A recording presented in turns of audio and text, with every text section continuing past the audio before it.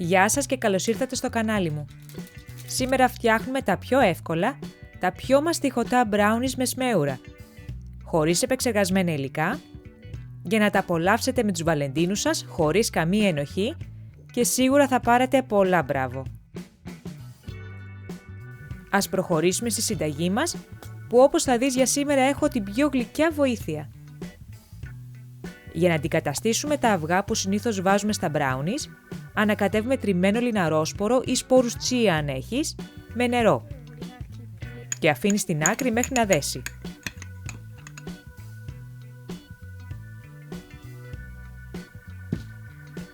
Σε αυτά τα brownies χρησιμοποιούμε ώριμες μπανάνες που θα κάνουν το γλυκό μας φυσικά γλυκό. Και όσο πιο ώριμες βρεις, τόσο το καλύτερο.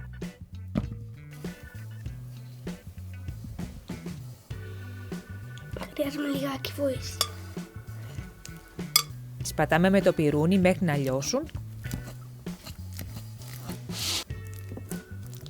Προσθέτουμε το βούτυρο αμυγδάλου σαν μια πιο υγιεινή εναλλακτική πηγή λιπαρών, αντί για μαργαρίνη ή λάδι.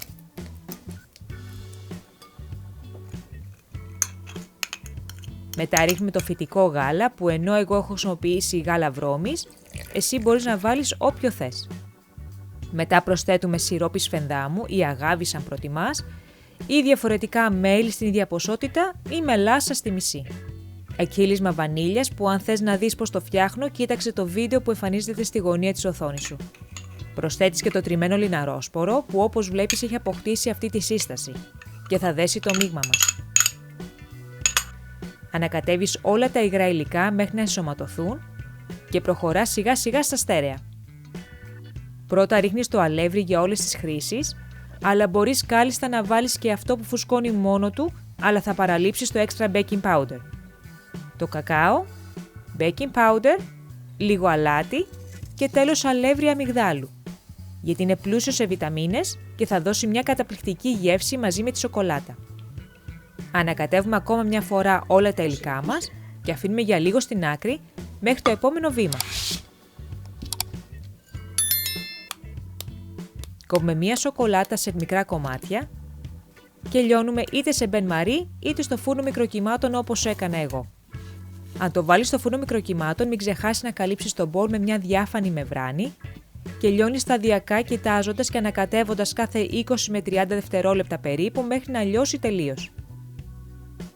Ρίχνεις και τη σοκολάτα στο μείγμα, ανακατεύεις ακόμα μια φορά ενώ ο μικρός βοηθός τρώει ό,τι έχει περισσέψει από το μπολ.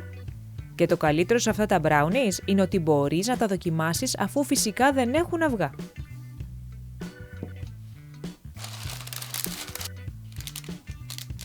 Καλύπτουμε με χαρτί ψησίματος ένα ταψάκι και αδειάζουμε όλο το σοκολατένιο μείγμα για τα brownies.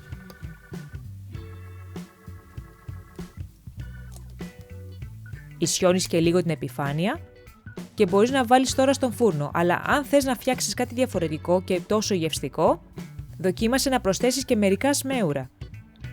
Μπορείς διαφορετικά να βάλεις κομμάτια από φράουλες, αλλά η γεύση της σοκολάτας με τα σμέουρα είναι εκρηκτικός. Ψήνεις σε προθερμασμένο φούρνο στους 170 βαθμούς Κελσίου για περίπου 30 λεπτά και μόλις βγάλεις αφήνεις για περίπου 15 λεπτά να κρυώσει και να μπορέσει να σφίξει.